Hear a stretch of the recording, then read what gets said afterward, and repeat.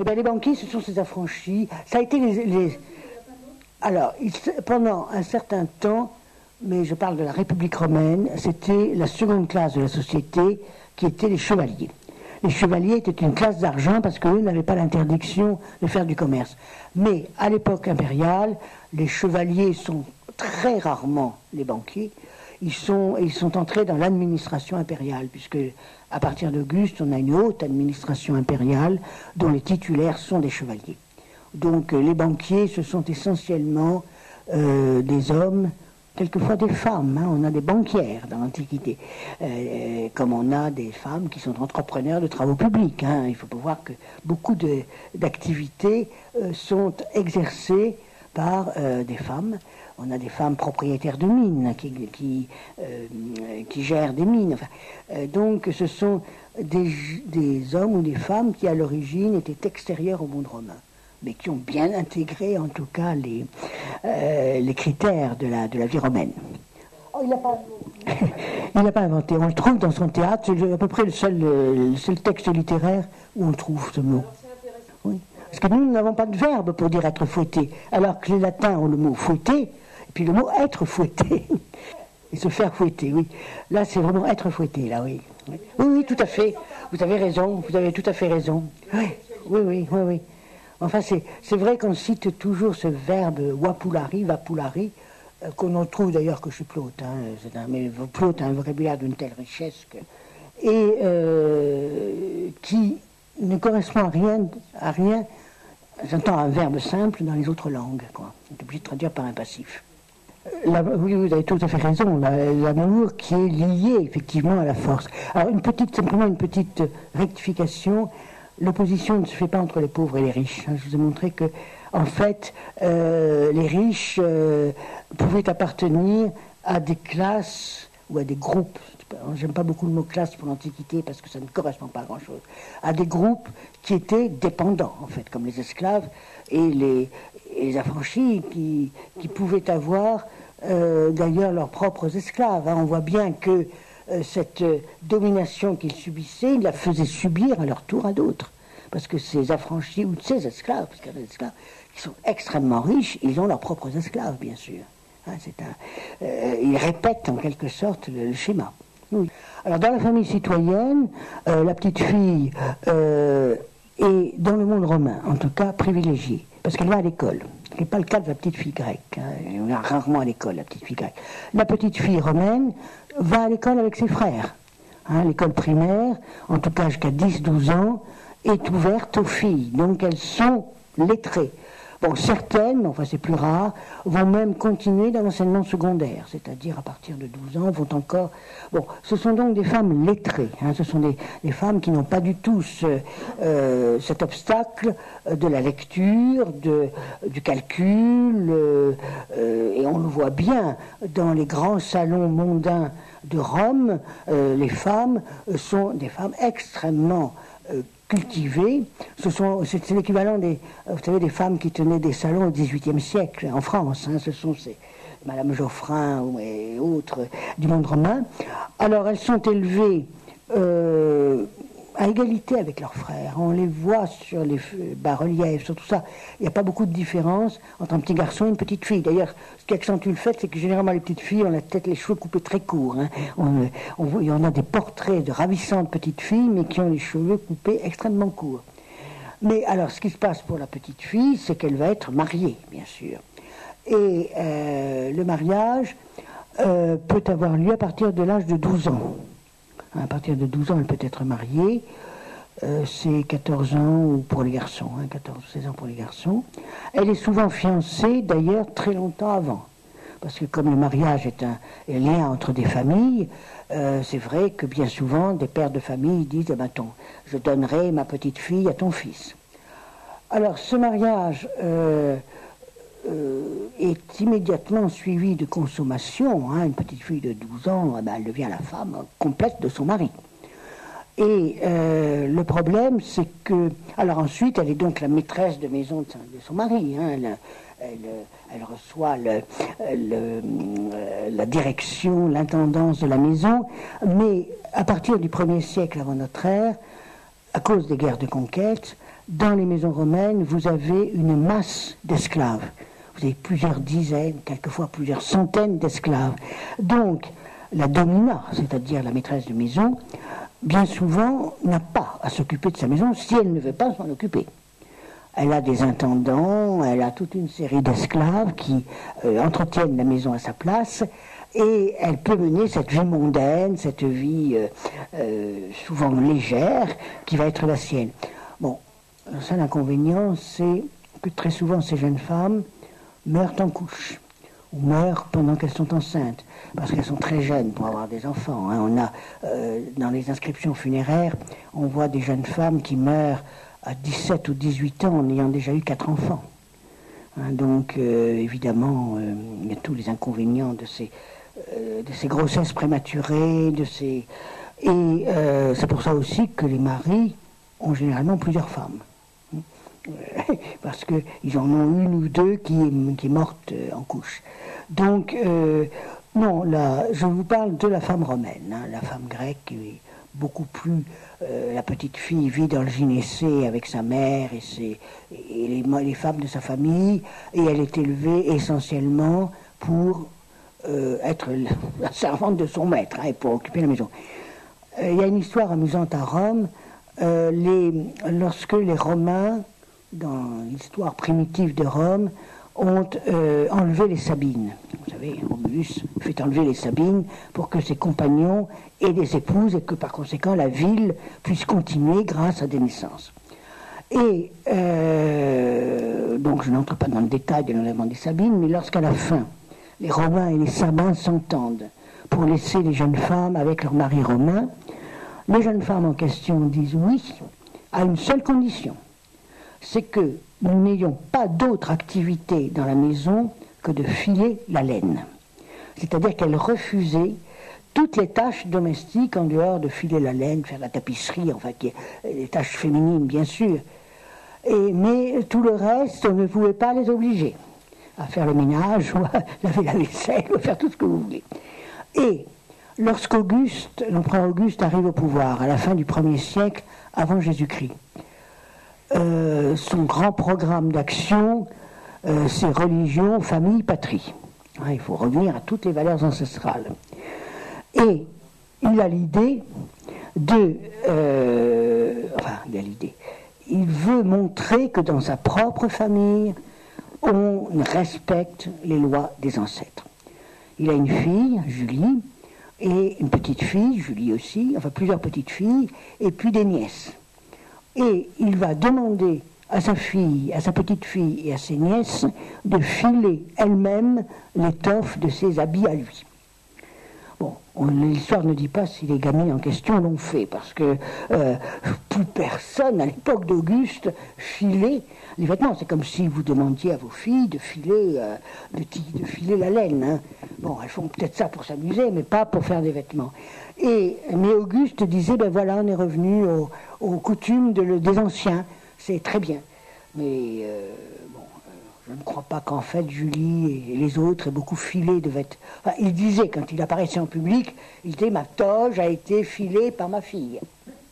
Bon, étant donné qu'on connaît la fille en question, qui a eu quand même une vie très olé, on imagine mal, on la voit mal en train de filer la toge de son père. Alors c'est très facile finalement de devenir citoyen romain, même si c'est une caste. Ça se fait beaucoup lors des guerres. Lors des guerres, on va donner à des villes entières qui se sont montrées accueillantes aux Romains le statut de citoyen. C'est ainsi que Jules César, pendant la guerre des Gaules, a beaucoup joué là-dessus. Puisque vous savez, cette grande tactique de Jules César, ça a été d'opposer les peuples gaulois entre eux. Il savait que les peuples gaulois se disputaient tout le temps entre eux. Donc il a dit, on va jouer là-dessus. On va de certains faire ses amis et d'autres les attaquer. Et pour faire ses amis de certains peuples, il octroyait la citoyenneté romaine à tous les hommes de la ville.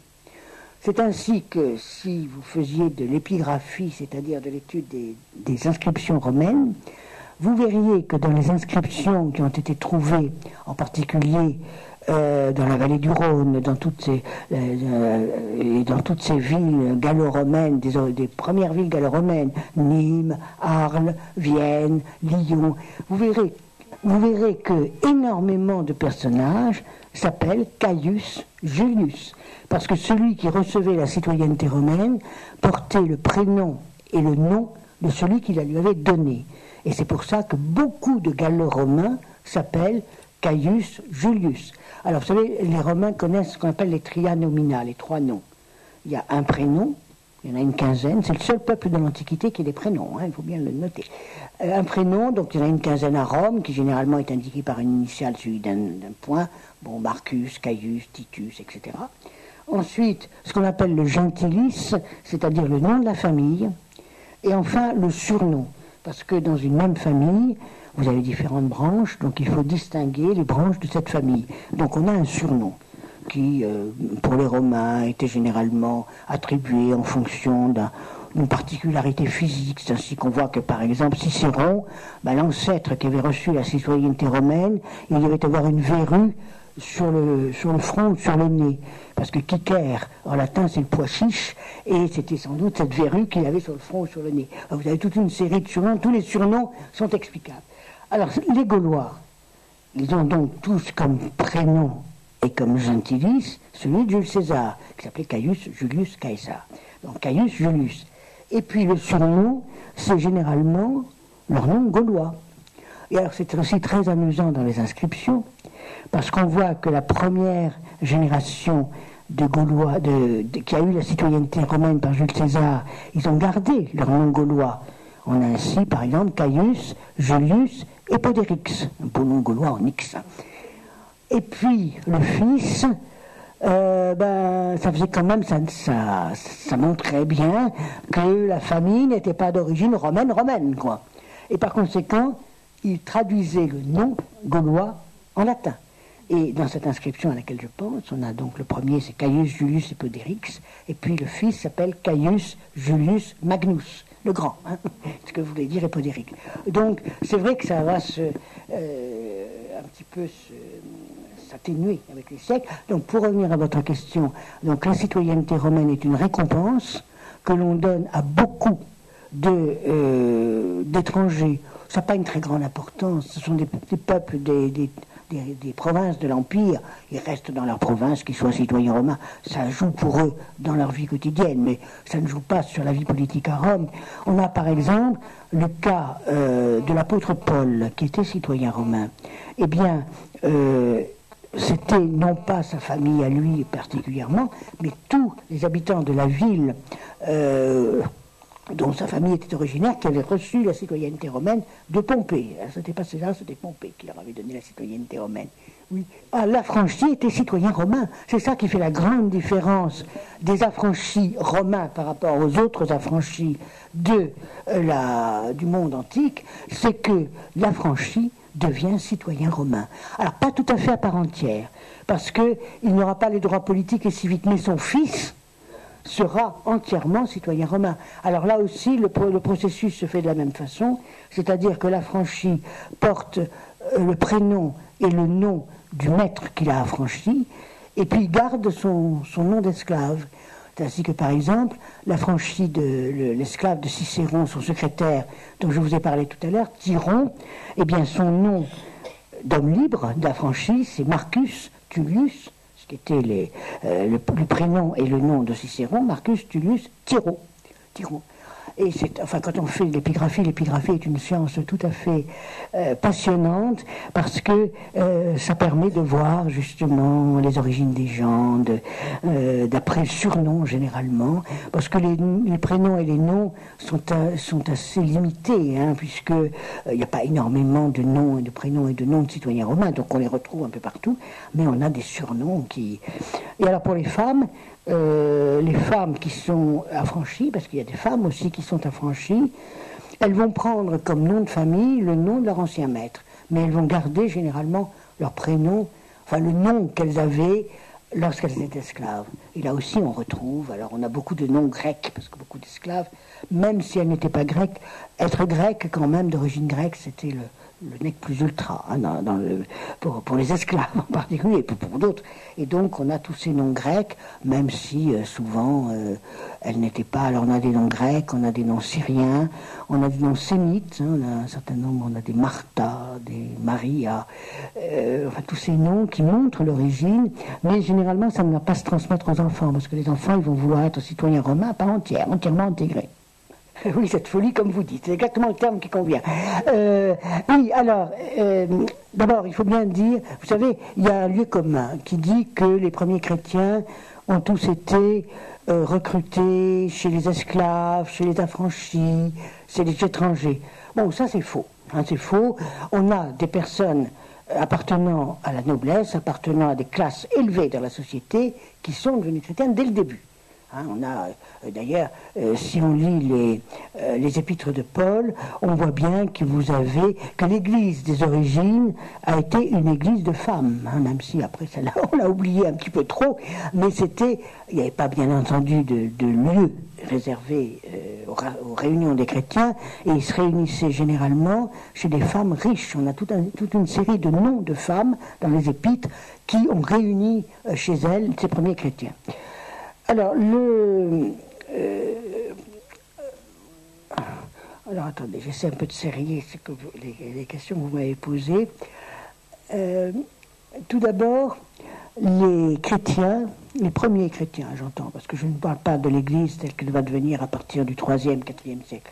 Les premiers chrétiens, fin du 1er et 2e siècle, ce sont des gens qui d'abord disent qu'ils ne se distinguent pas, les premiers en tout cas, qu'ils ne se distinguent pas du judaïsme. Il faut bien voir que les premiers chrétiens sont des juifs et qu'ils respectent plus que n'importe qui les obligations et les interdits du judaïsme.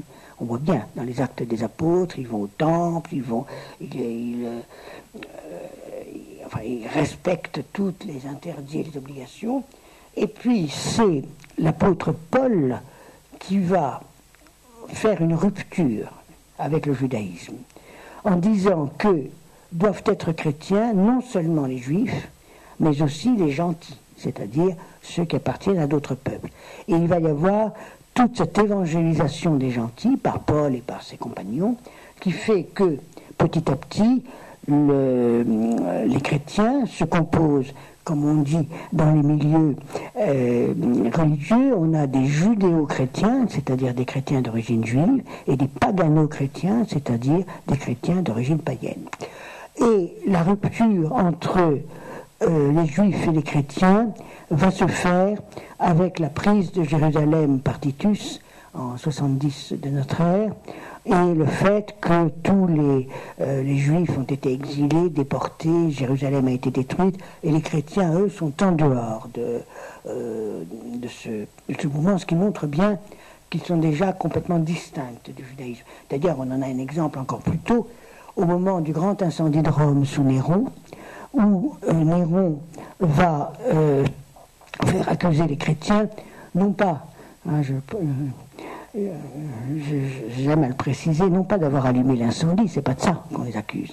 On les accuse d'avoir été infidèles au dieu de Rome et par conséquent d'avoir provoqué la colère divine. Et on voit bien qu'au moment de cet incendie de Rome en 64 de notre ère, il y a déjà une distinction très nette entre les juifs et les chrétiens, puisque ce sont les chrétiens qui sont arrêtés.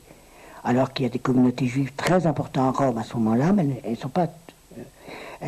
ne sont pas inquiétées. Alors c'est vrai que à partir du 2e siècle, je dirais, de notre ère, la plupart des chrétiens sont des pagano-chrétiens, c'est-à-dire des chrétiens originaires du monde païen, dans petit à petit dans toutes les provinces d'ailleurs du monde romain. Et ces pagano-chrétiens, alors c'est assez compliqué parce que c'est vrai qu'ils sont en rupture avec le monde dans lequel ils vivent. En rupture parce que ils ont des valeurs qui ne sont pas celles de l'ensemble des habitants du monde antique. En particulier, ça se manifeste de façon très précise à propos du mariage, justement. Le mariage, pour un chrétien, est indissoluble. Alors que, je vous ai parlé tout à l'heure du divorce dans le monde romain, c'était quelque chose de très fréquent. Donc on a déjà une particularité là qui vont opposer les chrétiens aux païens, ou aux gentils. Et puis il va y avoir toute une série de domaines où petit à petit, les chrétiens vont avoir des positions différentes. Ça ne s'est pas fait du jour au lendemain. Vous parliez tout à l'heure de textes, madame, ils avaient des textes, les chrétiens. Ils avaient les évangiles et ils avaient les épîtres. Et il faut bien voir que jusqu'au IIIe siècle de notre ère, il y avait beaucoup plus d'évangiles et d'épîtres que nous connaissons nous, puisque c'est au IIIe siècle de notre ère qu'on va faire le ménage. Dans les évangiles, qu'on va en garder 4, et dans les épîtres, qu'on va garder celles qui sont attribuées à Paul, même si toutes ne sont pas de Paul. Et donc, petit à petit, dans ces communautés chrétiennes, qui, il faut bien le dire, ne sont pas persécutées dès le début. Elles vivent dans les villes comme vivaient les communautés juives. Simplement, il y a des règles, mais des règles fondées sur la morale, justement, et non plus sur des lois qui sont appliquées. Alors, je vous parle du mariage. Le mariage, on reprend en fait quand même le grand principe du mariage juif, qui était indissoluble, même si la répudiation était connue. Il va y avoir le problème du service militaire. Service militaire qui va surtout se poser au IIIe siècle de notre ère. C'est-à-dire, est-il possible d'être un soldat et de mettre à mort d'autres personnes? Et c'est très difficile parce que dans les évangiles, vous avez 2 réponses possibles. Où on dit qu'il ne faut pas celui qui lève l'épée périra par l'épée, mais vous avez aussi un des épisodes où l'on voit Jésus accepter qu'on tire le glaive contre un centurion romain. Donc, c'est pas très net. Mais c'est vrai que petit à petit, on va établir comme règle qu'il n'est pas possible pour un chrétien de devenir soldat. Avec des conséquences d'ailleurs terribles dans le monde antique, parce que vous allez avoir des révoltes. Enfin, il y a Saint Marcel en particulier qui a été le grand soldat qui s'est élevé contre le service militaire.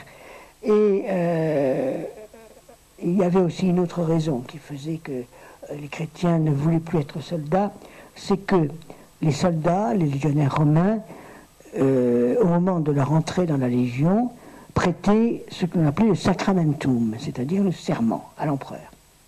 Or, les jeunes chrétiens qu'on voulait enrôler dans l'armée refusaient de prêter ce serment, parce que le seul serment qu'ils pouvaient faire était à l'égard de Dieu, et non pas à l'égard d'un homme.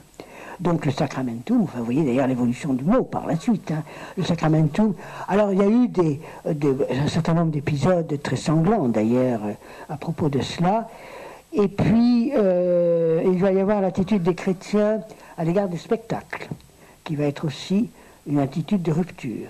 En effet, qu'y a-t-il comme spectacle dans l'Antiquité? Il y a le théâtre, il y a les combats de gladiateurs et il y a les courses de chars. Et pour les chrétiens, ces 3 catégories de spectacles sont vicieuses par elles-mêmes. Le théâtre, parce qu'on y représente des adultères, comme je vous l'ai dit tout à l'heure, des scènes quand même très déshabillées, très osées. Les gladiateurs, parce que les spectateurs se réjouissent de voir couler le sang des gladiateurs, et les courses de chars, parce que vous savez, on pariait beaucoup dans les courses de chars, tout le monde pariait, de l'empereur au petit esclave, tout le monde pariait. Et donc ça a entraîné des réactions très passionnelles. Et donc les courses de chars, parce que cela favorisait la colère, le goût du luxe, etc.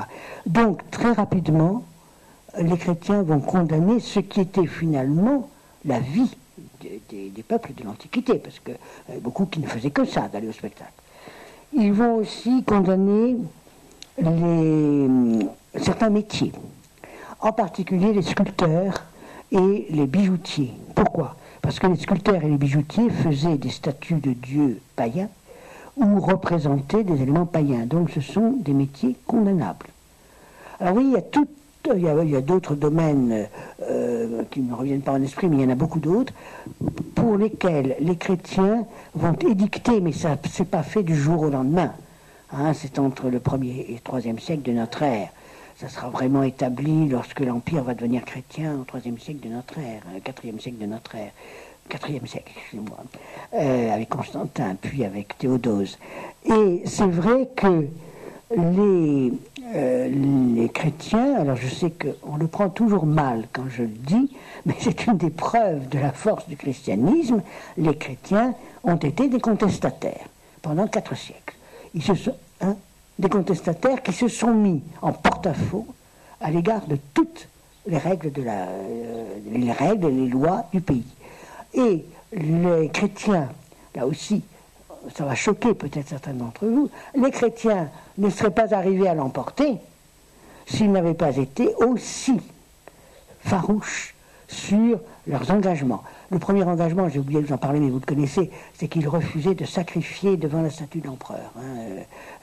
Bon, alors les autres leur disaient, mais qu'est-ce que ça peut faire? Personne n'y croit, on brûle quelques grains d'encens devant la statue de l'empereur, et puis voilà. Mais les chrétiens disent, non, même pas ça.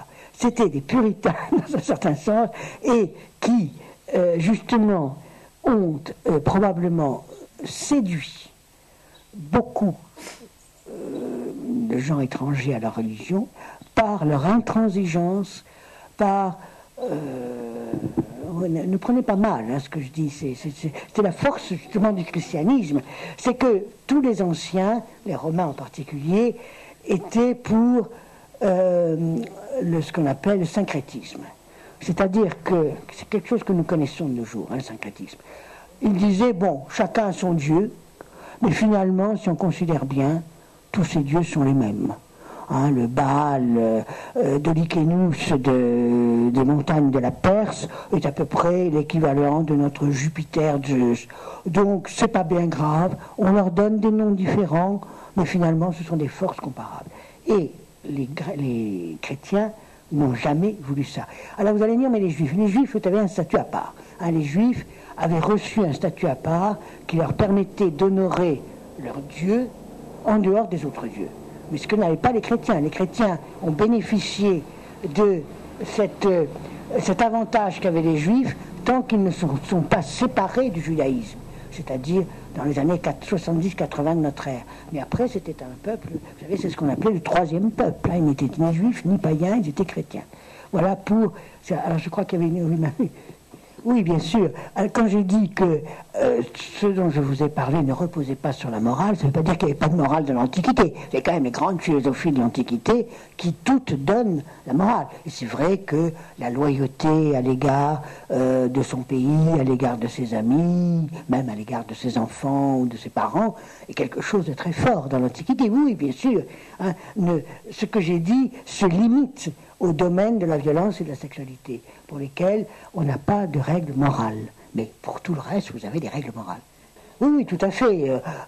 Ne serait-ce que le platonisme ou toutes ces philosophies-là, bien sûr, stoïcisme surtout, soustiner et abstiner, supporte et abstiens-toi, sont quand même des philosophies qui demandent la maîtrise de soi. Mais si on prend les stoïciens, c'est parce que la maîtrise de soi va permettre de devenir un sage véritable, et ce sage véritable est le seul qui, lors de la fin du monde, pourra rejoindre le principe.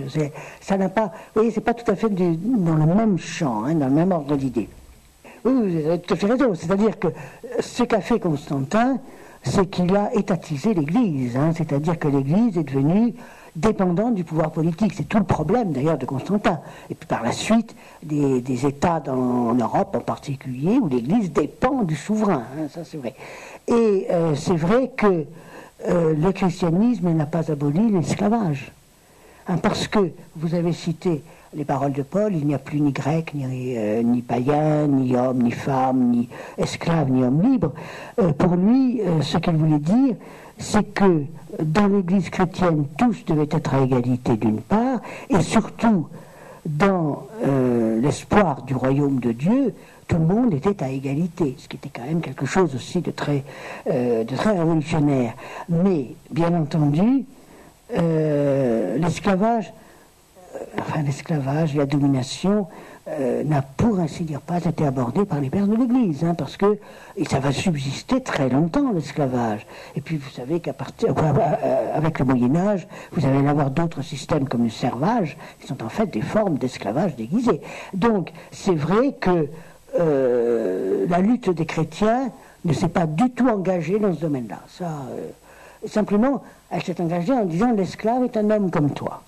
Donc tu dois le traiter comme tu te traiterais toi-même. Mais on ne supprime pas l'esclavage. Alors l'inceste. L'inceste est condamné. Hein, l'inceste est condamné à Rome, en tout cas. Il y a des lois très sévères contre l'inceste, puisqu'on n'a pas le droit d'avoir de rapport avec ses parents, avec ses enfants, et même avec les membres assez proches de sa famille. C'est ainsi que lorsque l'empereur Claude veut épouser sa nièce Agrippine, c'est interdit par la loi, tout simplement. Et quand on est empereur, qu'est-ce qu'on fait? On fait une loi qui autorise les oncles à épouser leur nièce. Et à ce moment-là, il a pu épouser Agrippine. Mais vous avez tout à fait raison, l'inceste est vraiment un grand tabou dans l'Antiquité. Ce qui n'empêchait pas, si vous regardez la famille des Julio-Claudiens, c'est-à-dire la famille des empereurs descendants d'Auguste et de sa femme Livie, donc les Auguste, Tibère, Caligula, Claude et Néron, c'est une famille, c'est très difficile. Moi, j'ai très souvent à faire l'arbre généalogique de cette famille. C'est très difficile à faire parce que tous les cousins se sont mariés entre eux. Alors, ça passe dans un sens, dans l'autre. Là, il n'y avait pas de règles. Mais pour les frères et les sœurs, si. Et Caligula a quand même énormément choqué les Romains en donnant successivement à ses trois sœurs la place, finalement. Il a eu des épouses, Caligula, mais vous savez, c'était quand même quelqu'un qui était un petit peu dérangé, hein, Caligula. Et alors, ce qu'il faisait, Caligula, c'est que il était, dans ce méli-mélo de famille, il descendait bien sûr d'Auguste, mais il descendait aussi d'Antoine. Hein, Antoine, tout à l'heure quelqu'un d'entre vous me l'a rappelé, donc Antoine et Cléopâtre, l'Égypte, la religion égyptienne, où les dieux épousent leurs sœurs, et où les pharaons, enfin ce qu'on appelle pharaon, même si c'est un terme qui est impropre, les pharaons épousaient leurs sœurs. D'ailleurs, Cléopâtre, a été l'épouse de ses deux frères, hein, elle a été même de trois, je ne sais pas, deux ou trois. Donc en Égypte, c'est au contraire un système dynastique. Et Caligula disait, mais moi je suis en fait, mon arrière-grand-père qui était égyptien, n'était pas égyptien, c'était Antoine, hein, il n'était pas égyptien, mais enfin il avait quand même adopté beaucoup de mœurs égyptiennes. Eh bien, je me conduis comme un pharaon égyptien, j'épouse mes sœurs. Mais c'est interdit. Alors l'inceste, il y a bien sûr des faits divers d'inceste entre un père et une fille, entre même une mère et un fils, enfin on a des exemples. Hein. Bon, c'est pas très fréquent, probablement d'ailleurs ça n'arrivait que rarement à la connaissance des autres, mais ça existe. Mais c'est interdit. Alors là, vraiment, c'est interdit. Alors bon, je ne suis pas une spécialiste des désordres psychiques, mais je crois que ce qui dans l'Antiquité faisait qu'il y avait quand même moins de désordres psychiques liés à ces situations, c'est que justement elles n'étaient pas condamnables ni condamnées, et qu'on n'avait pas le sentiment, mais il y a eu évidemment de grands malades. Caligula, qui au moment il a régné de 37 à 42, hein, Caligula, il était un règne très court, mais quand il est arrivé au pouvoir, il était très très normal, si on peut dire, enfin c'est le mot normal, ça a un sens, puis il a eu une maladie, et c'est là où il est devenu complètement parano. Enfin, non, je ne vais pas employer le terme moderne parce que ça n'irait pas. Il est devenu complètement fou. Enfin, même si fou n'est pas... c'était un provocateur, hein, Caligula. C'est-à-dire, il aimait provoquer les gens, mais provoquer de façon très sadique. Hein, quand il était avec sa maîtresse, il passait la main autour du cou et il lui disait « Quand je pense que si je voulais, je pourrais t'étrangler. Hein, » ce qui était tout à fait charmant pour la jeune femme en question. C'est lui qui avait fait honorer son cheval comme consul, hein, Cinnatus. Il tuait beaucoup. Il était... et alors il a eu une fille, parce que je vous dis, il n'était pas marié, mais si, il a eu plusieurs femmes. Et alors il a eu une fille, qui est morte d'ailleurs assez petite, mais les historiens disent qu'elle tenait de son père, parce que dans son berceau, elle commençait à déchirer le visage des enfants qu'on mettait avec elle, des petits bébés qu'on mettait avec elle, et elle avait vraiment des instincts criminels comme son père. Bon, Suétone a consacré bien sûr une de ses vies à Caligula, et là vous aurez des descriptions de tous les excès de Caligula. C'est lui aussi qui... j'essaie de me rappeler certains de ces épisodes. Un empereur doit faire la guerre, bien sûr. Un empereur, c'est là pour faire la guerre. Donc, il a convoqué toutes les légions romaines. Les légions romaines, à ce moment-là, elles étaient aux frontières de l'Empire. Donc, il y en avait à l'est, à l'ouest, au nord, au sud, il y en avait partout. Donc, toutes les légions romaines ont été convoquées et amenées sur une plage de Bretagne. Parce que, disait-il, il voulait attaquer la Grande-Bretagne. La Grande-Bretagne, dont une partie était déjà romaine, le sud, mais c'est après que l'ensemble de la Grande-Bretagne sera romaine. Et une fois que ces milliers de soldats ont été rassemblés sur les plages bretonnes, qu'est-ce qu'il leur a fait faire? Il leur a fait ramasser des coquillages. Et puis on les a renvoyés dans leur cantonnement d'origine. Donc tout était complètement dément chez Caligula, avec beaucoup de volonté de provocation, mais en même temps quand même un esprit qui ne tournait pas très rond. Alors matrone, matrona en latin, ça vient de mater, la mère de famille, et la matrone est l'épouse du citoyen romain. Puisqu'on ne parle pas de citoyenne romaine. Hein, un citoyen, c'est celui qui a des pouvoirs politiques et électoraux. Hein, c'est celui qui peut voter, qui peut être nommé à un poste, ce qui n'est pas le cas de la femme. Donc elle a un nom qui lui est particulier, qui est le nom matrona, qui ne peut être réservé qu'aux femmes de citoyens romains, qui signifie la mère de famille, tout simplement. Oui, à partir du moment où il ne s'attaquait pas à un autre citoyen romain. Attention, hein, il y a toujours les catégories sociales qui entrent en ligne de compte. Si vous êtes citoyen romain et que vous tuez un autre citoyen romain, ou la femme d'un citoyen romain, ou l'enfant d'un citoyen romain, vous êtes passible d'un procès et d'une condamnation. Mais si vous tuez quelqu'un qui n'est pas citoyen romain, bon, vous aurez peut-être une amende. Peut-être que si la famille se plaint, vous aurez une amende. Mais ce serait tout. On n'avait pas tué de citoyen romain. Donc c'est quand même très sélectif, hein, le choix des châtiments. On préférait les petits garçons, ça, il n'y a pas de doute, on préférait... Enfin, il y avait des petites filles aussi qui étaient quand même... Mais on en parle moins. Alors, ce que j'ai oublié de dire, mais vous le savez probablement tous, c'est que la pédophilie, à Athènes, a une valeur éducative. Hein, on distingue ce que l'on appelle les éromènes et les érastes. Alors, l'éraste, c'est l'adulte qui a une relation suivie et pédérastique avec un jeune garçon, les romaines, celui qui est aimé, et cette relation est nécessaire à l'éducation d'un bon petit Athénien, d'un bon petit citoyen, hein, j'entends, parce que l'homme âgé va faire profiter l'enfant de ses connaissances, de ses qualités, et on peut penser que Socrate en particulier a eu comme héromène Alcibiade, hein, qu'il aimait beaucoup. Ça joue aussi à Thèbes, où il y a ce qu'on appelle le fameux bataillon thébain. Le bataillon thébain est formé de couples d'érastes et des romaines qui vont au combat ensemble, quoi, qui sont liés, qui vont au combat ensemble. Donc Athènes, c'est vraiment, enfin Athènes et dans d'autres villes de la Grèce, c'est une fonction éducative. Bon, vous allez peut-être me dire que c'est de l'hypocrisie, mais enfin c'est ça qui est reconnu en relation avec un enfant. À Rome, c'est pas le cas. Hein. Les Romains, eux, n'ont pas de définition pédagogique de la pédérastie, pardon. C'est simplement un des plaisirs de la vie. C'est finalement plus séduisant qu'une femme. Bon. C'est plus docile, c'est plus mignon, c'est plus... Enfin, tout ce que vous voulez. Je ne peux pas vous dire exactement, mais c'est vrai que ce sont...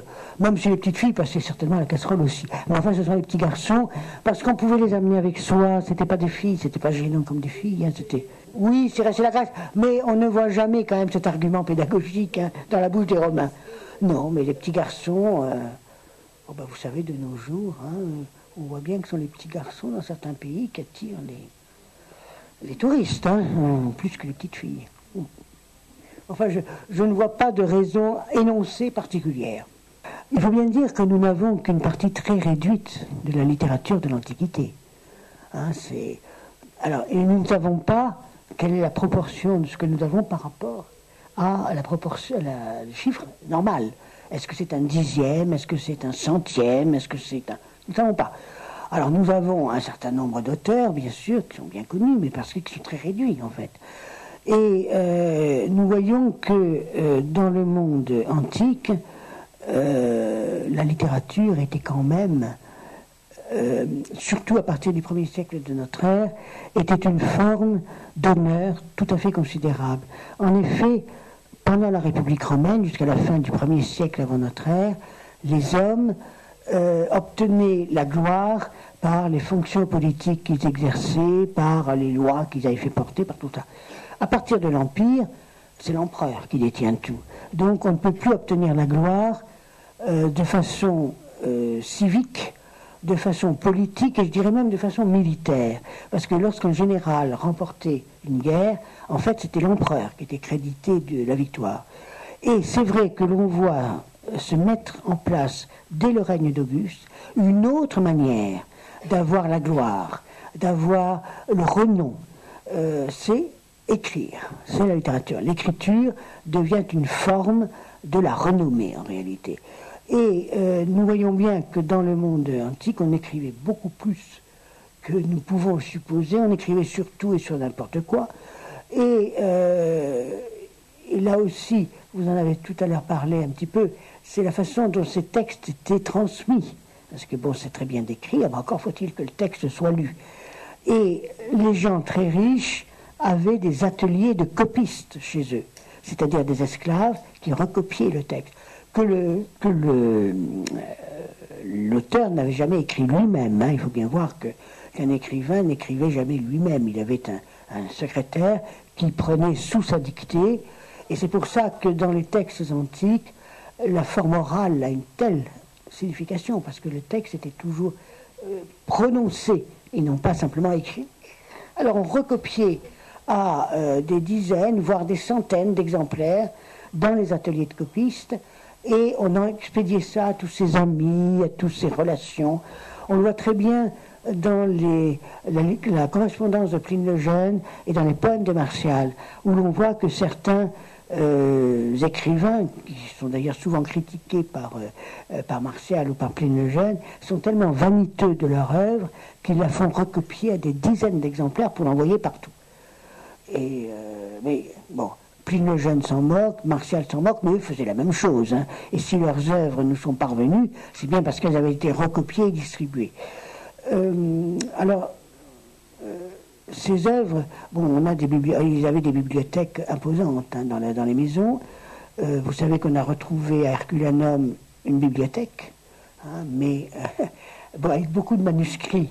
Mais là, on en a perdu beaucoup parce que les premiers archéologues, ils ont retrouvé dans ces rouleaux de manuscrits plus ou moins calcinés, bien entendu. Et ils ont pensé qu'il suffisait de déplier pour avoir le manuscrit. Évidemment, ça a été une catastrophe. Ils en ont détruit des dizaines et des dizaines de cette façon-là. Alors maintenant, on a des moyens beaucoup plus sophistiqués. On lit le texte par radio, par scanner, enfin par différents procédés. Donc on peut. Enfin, ce ne sont pas des textes que nous ne connaissions pas. Hein. Ce sont des textes philosophiques que nous connaissions déjà. Donc, pour en revenir à votre question, la littérature se répandait beaucoup. Et alors les mauvais livres, parce qu'il y avait des librairies à Rome, beaucoup de librairies dans le monde romain d'ailleurs. Et alors on avait l'habitude, les libraires avaient l'habitude d'avoir des pieux devant leur boutique où on suspendait avec des crochets les meilleures pages des livres qu'ils éditaient.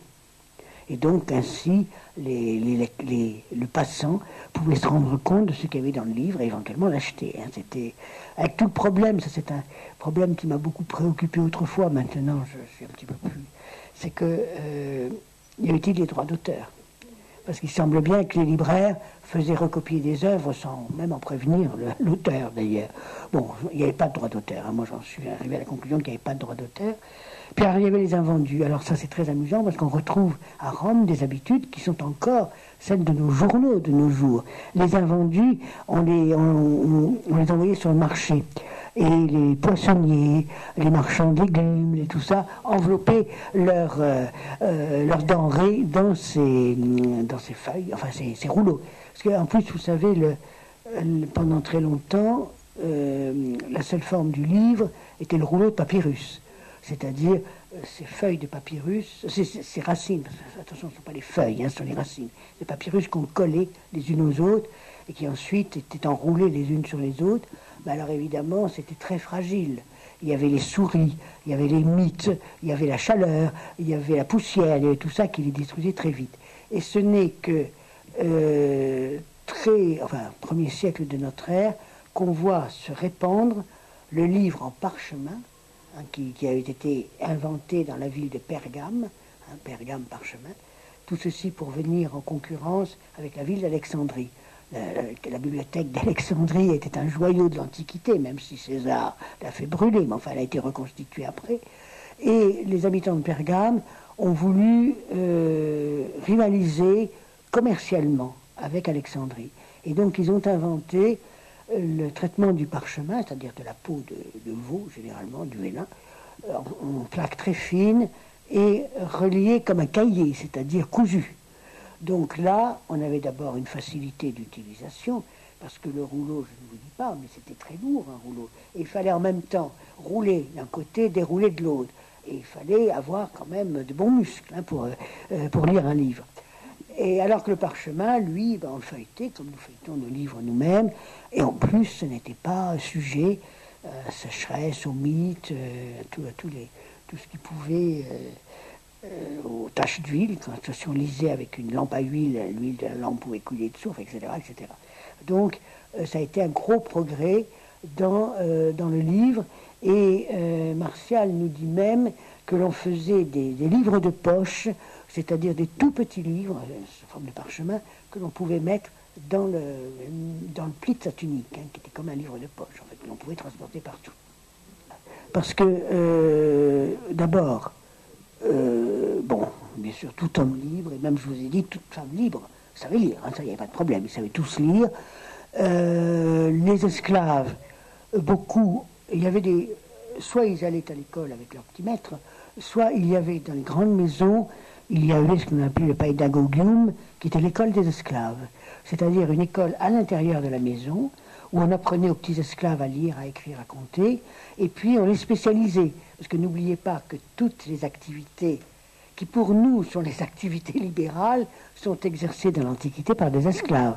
Je pense à la médecine, je pense à l'architecture, je pense aux ingénieurs, je pense à tous les artistes, je pense à tous ces personnages-là qui étaient des esclaves, hein, et d'origine grecque généralement, parce que c'était quand même eux qui étaient des héritiers de la grande tradition grecque. Alors, en fait, on orientait les petits esclaves dans une voie bien déterminée selon leurs compétences. Il y en a, celui-là, on disait tu vas être médecin, celui-là, on disait tu vas être ingénieur. Donc, ils avaient une culture. Mais, dans le peuple, enfin, le peuple commun, je dirais, je crois que je vous l'ai dit tout à l'heure, on savait lire et écrire les grandes lettres. Hein. Dans le Satyricon, il y a un personnage qui dit j'ai appris à écrire, mais je ne sais lire que les capitales, c'est-à-dire dans le marché, pour pouvoir se repérer, quoi. Ils savent compter, ça bien sûr, parce qu'ils ont tous une activité, un rapport avec un commerce, donc ils savent compter. Est-ce qu'ils lisent beaucoup? Ça, je ne peux pas vous le dire, mais c'est un peuple, enfin c'est une population, en tout cas dans les villes, hein, parce qu'à la campagne c'est autre chose, mais dans les villes, c'est une population qui est lettrée à des degrés divers. Alors, dans les villes de province, oui, bien sûr, les villes de province ont le même mode de vie qu'à Rome, même si c'est des petites villes de province. C'est dans les campagnes, évidemment. On n'aurait plus pas du tout le même... Mais ça, nous ne savons rien sur les campagnes. Nous n'avons aucun texte sur les campagnes. Nous n'avons que des restes, et encore tellement parcellaires, de l'activité dans une ferme ou dans une propriété. Nous ne savons rien de la vie des esclaves en particulier, des paysans. Il n'y a pas vraiment de paysans, mais enfin, des esclaves qui souvent étaient plusieurs centaines d'ailleurs, qui était dirigé par ce qu'on appelait un védicus, un fermier, le fermier étant lui-même un affranchi ou un esclave que le maître appréciait particulièrement. Le grec était la koiné, hein, c'était la koiné de tout l'Empire romain. Et à Rome, oui. Enfin, à Rome, on était bien obligé de parler latin quand même. Hein. Dans les villes d'Italie, il fallait bien parler latin. Mais on sait que c'était quand même le grec qui était la langue courante, non seulement dans l'Orient du bassin méditerranéen, tous ces peuples-là étaient quand même de tradition grecque, hein, même ça remontait à un certain temps, de langue grecque. Mais même, on voit par exemple, je reviens à Saint-Augustin, qui a déjà consacré une biographie il y a peu de temps, et Saint-Augustin, à l'école primaire, on leur enseignait le latin et le grec. Il n'a jamais voulu apprendre le grec. C'est le rare père de l'Église qui n'est pas capable de lire les textes grecs dans l'original, qui est obligé d'avoir une traduction latine. C'est quand même... et tout ça parce que le petit Augustin, il avait dit c'est une langue de barbares. Bon, ça, c'était quand même un jugement peut-être un peu hâtif. C'est une langue, moi j'aime bien le latin parce que c'est strict, c'est les règles de grammaire, vous savez, en latin, on ne peut pas tellement s'écarter de la règle de grammaire. En grec, on peut faire ce qu'on veut. Donc, moi, ça ne m'intéresse pas, une langue comme ça, c'est une langue de barbares. D'autre part, il y a un vocabulaire qui est luxuriant. Ça, oui, vocabulaire grec, si vous avez fait du grec, vous le savez. Et par conséquent, moi, je préfère la rectitude, le côté bien carré de la langue latine et de la grammaire latine. Donc, il n'a jamais appris le grec. Enfin, il était obligé de l'apprendre, parce que c'est pour ça qu'il a été battu aussi, parce qu'il ne voulait pas... lire en grec, quand il ne voulait pas. Enfin, théoriquement, il devait le savoir. Enfin, c'est quand même vraiment un cas exceptionnel dans l'Antiquité, parce que, par exemple, lorsqu'il il a évidemment fait des études après philosophiques très poussées, et les textes de Platon, il était obligé de les lire dans les traductions latines. Il ne pouvait pas les lire dans leur texte d'origine. Enfin, je vous dis, c'est un cas particulier. Oui, les Gaulois, même avant la conquête romaine, n'avaient pas d'écriture. Et leur seule écriture, c'était l'alphabet grec. Donc, ils parlaient très bien le grec, les Gaulois. Hein, puis après, ils ont appris le latin. Mais il faut bien voir qu'ils sont bilingues, en fait. Hein, et on le voit très bien dans certains textes, comme par exemple la correspondance de Cicéron, la correspondance de Pline le Jeune. La correspondance, c'est un style qui n'est pas... bâti sur des lois très strictes. Et on voit ces deux écrivains, qui sont deux grands lettrés l'un et l'autre, introduire dans leurs phrases latines des expressions grecques, des bouts de phrases en grec, parce que ça leur vient spontanément à l'esprit. Hein, ils sont bilingues, mais vraiment bilingues. Et dans les classes les plus populaires, le bilinguisme étant plutôt en faveur du grec. Mais dans le grec, c'est la koiné, hein, c'est pas le grec de Démosthène ou de Platon, c'est ce qu'on appelle la koiné, c'est-à-dire la langue parlée, la langue des évangiles. Les évangiles sont écrits en koiné, c'est-à-dire en langue parlée grecque. Oui, des potions anticonceptionnelles, contraceptives, oui, oui. Ah oui, il connaissait bien. Ah, il connaissait bien, bon, c'était souvent barbare, hein, mais il connaissait la contraception et il connaissait l'avortement. La contraception, ça se faisait avec des plantes, avec des différents, ou ce qu'on appelait des pessères, c'est-à-dire des tampons de coton imprégnés de substances qui détruisaient en fait les spermatozoïdes ou les ovules qu'on enfonçait dans le vagin. Et puis lorsqu'on était enceinte et qu'on ne voulait pas avoir d'enfant, on avortait. Alors ça se faisait, ça c'est comme toujours, enfin jusqu'à une époque très récente, ça se faisait dans les appartements des femmes. Hein. Les hommes ne voulaient pas entendre parler. Alors il y avait différentes manières d'avorter. Il y avait les plantes de nouveau, les plantes, les potions, les poisons, et puis il y avait les aiguilles, les pointes que l'on faisait entrer. Et c'était meurtrier. Beaucoup de jeunes femmes mouraient par des avortements. Parce que bon, toutes les complications que nous connaissons bien maintenant des avortements se produisaient, quoi. Et alors il y a, je ne sais plus si c'est Martial ou Juvénal qui accuse une femme d'avoir avorté d'un régiment entier de futurs soldats. Parce que, alors les hommes ne s'en préoccupaient pas du tout, simplement, quand ils se mettaient en colère contre l'avortement, c'est parce qu'on avait privé Rome de futurs citoyens et de futurs soldats. C'est pour ça. Mais si la femme mourait, tant mieux pour elle. Hein. Bon, vous savez, ça a toujours été les femmes qui ont été concernées par ce genre de... Enfin, jusqu'à une époque récente. C'était les femmes. Oui. Non, mais c'est un aspect noir de la sexualité antique qu'on connaît mal parce qu'il y a tellement peu de... Mais c'est vrai que ça existait. De Lupa. Ah le latin. Lupa, c'est en latin, hein, Lupa. Ah non, c'est une... Oui, latine ou étrusque, enfin je ne sais pas, mais enfin, c'est un mot qui remonte aux origines de Rome, hein, ça aussi, lupana, lupana, oui. Alors écoutez, elle est parue il y a 2 ans, je crois. Alors c'est Saint-Augustin, alors je ne me rappelle même plus le sous-titre, vous voyez. C'est Saint-Augustin ou un destin africain, parce que j'ai beaucoup insisté sur le fait qu'il était africain, Saint-Augustin, et non pas entièrement romain. Et c'est paru chez Desclés de Brouwer. Desclés, oui. Et je pense il y a 2 ans. Il était évêque d'Hippone. C'était l'évêque d'Hippone, Saint-Augustin. Le christianisme, quand il a été devenu religion, pas d'État, mais presque, ne s'est pas montré plus clément à l'égard des autres religions. Hein. C'est Théodose, l'empereur Théodose I, qui va faire du christianisme la religion d'État. Constantin, lui, avait autorisé les chrétiens, c'était une religion licite. Et à la fin du siècle, Théodose va faire du christianisme la religion obligatoire. C'est-à-dire qu'à partir du moment où c'est obligatoire, tout le reste doit être détruit.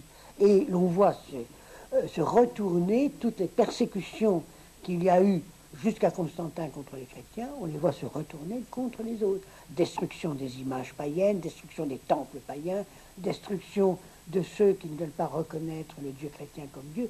Et alors vous parlez de l'Afrique, mais ça l'Afrique, c'est tout le 4e, début du 5e siècle, a été une époque épouvantable pour l'Afrique, parce qu'il y avait un schisme à l'intérieur de l'Église africaine, qui était le schisme donatiste. Les donatistes qui reconnaissaient, enfin, je ne vais pas entrer dans le détail, c'est assez compliqué, la crise donatiste, mais les donatistes qui s'opposaient à l'Église chrétienne, enfin j'entends le reste de l'Église chrétienne. Et les donatistes étaient plus nombreux que les autres chrétiens. Donc ils se sont livrés effectivement à des massacres absolument épouvantables des autres chrétiens. Et comme vous le disiez, madame, effectivement, Saint-Augustin, quand il va être évêque, va dire, mais c'est à nous de répondre, il faut les éliminer.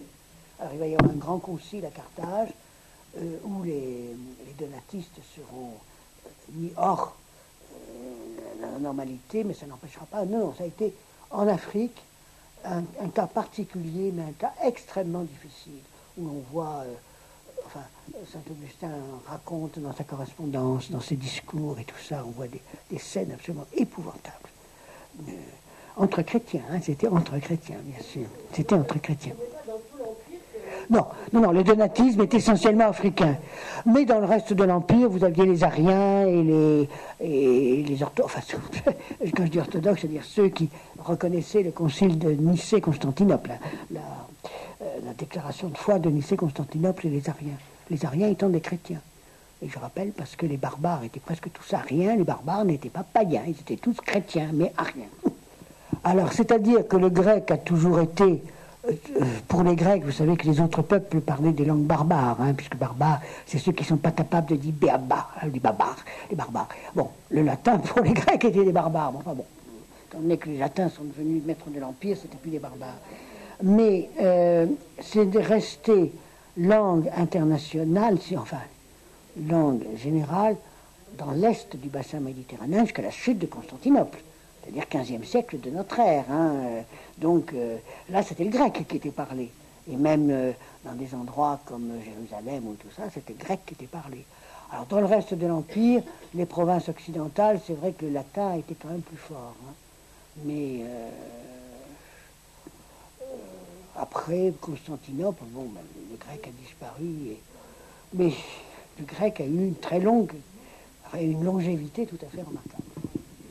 Nous allons vous remercier de nous avoir ouvert des espaces dans toutes ces directions. Je crois que d'ailleurs les différents livres de Catherine Salle vous permettront d'aller plus loin dans ces questions de sexualité, de matrimonial, de violence, d'écriture, et voilà. Et en tout cas, je crois que nous pouvons la remercier très vivement pour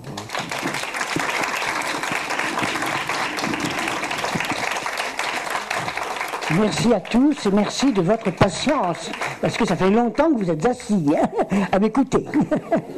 Vous avez le droit à un repos bien mérité. Et un verre, je crois, de pétillant de champagne.